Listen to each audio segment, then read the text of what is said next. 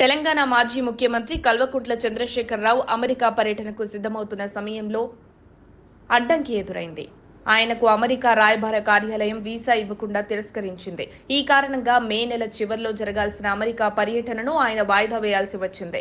కేసీఆర్ దంపతులు 2 నెలల క్రితం సికింద్రాబాద్ పాస్పోర్ట్ కార్యాలయాన్ని సందర్శించి తమ పాస్పోర్ట్ల పునరుద్ధరణ చేసుకున్నారు. ఈ చర్య అమెరికా పర్యటనలో భాగంగా తీసుకున్న మొదటి అడుగు.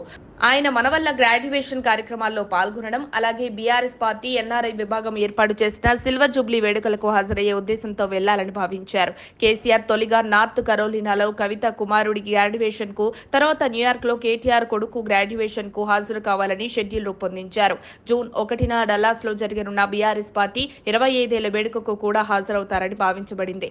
కానీ వీసా తిరస్కరణతో ఆయా ప్రణాళికలన్నీ తారుమారయ్యాయి. వీసా తిరస్కరణ విషయం వెలుగులోకి వచ్చేసరికి అమెరికాలో ఉండే బీఆర్ఎస్ అనుచరుల్లో నిరాశ వెల్లివిరిచింది. కేసీఆర్ పర్యటన రద్దు కావడంతో పార్టీ వర్గాలు ఆయనకు ప్రత్యామ్నాయంగా కేవలం కేటీఆర్ ను మాత్రమే డల్లాస్ వేడుకకు పంపనున్నట్లు ప్రకటించారు. కాగా ప్రస్తుతం అమెరికాలో ఉన్న కవిత కూడా ఈ వేడుకకు హాజరు కావడం లేదని సమాచారం. కేసీఆర్ కు వీసా రాకపోవడం వల్ల ఆయన సన్నిహితుడు హరీష్ రావు కూడా అమెరికా పర్యటనను రద్దు చేసుకున్నట్లు తెలుస్తోంది.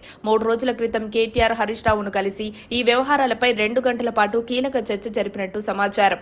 ఈ పరిణామాల నేపథ్యంలో కేసీఆర్ రాజకీయంగా, వ్యక్తిగతంగా కొత్త ఒడిదుడుకులు ఎదుర్కొంటున్నారా అన్న అనుమానాలు గట్టిగా వినిపిస్తున్నాయి. వీసా తిరస్కరణ వెనుక అసలు కారణం ఏంటన్నది ఇంకా అధికారికంగా వెల్లడించలేదు. కానీ ఈ పరిణామాలు ఆయన అంతర్జాతీయ పర్యటనలపై తీవ్ర ప్రభావం చూపినట్లు స్పష్టంగా కనిపిస్తోంది.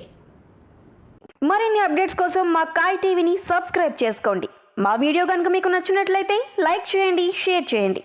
మీ విలువైన అభిప్రాయాలను కామెంట్ బాక్స్లో తెలియజేయండి.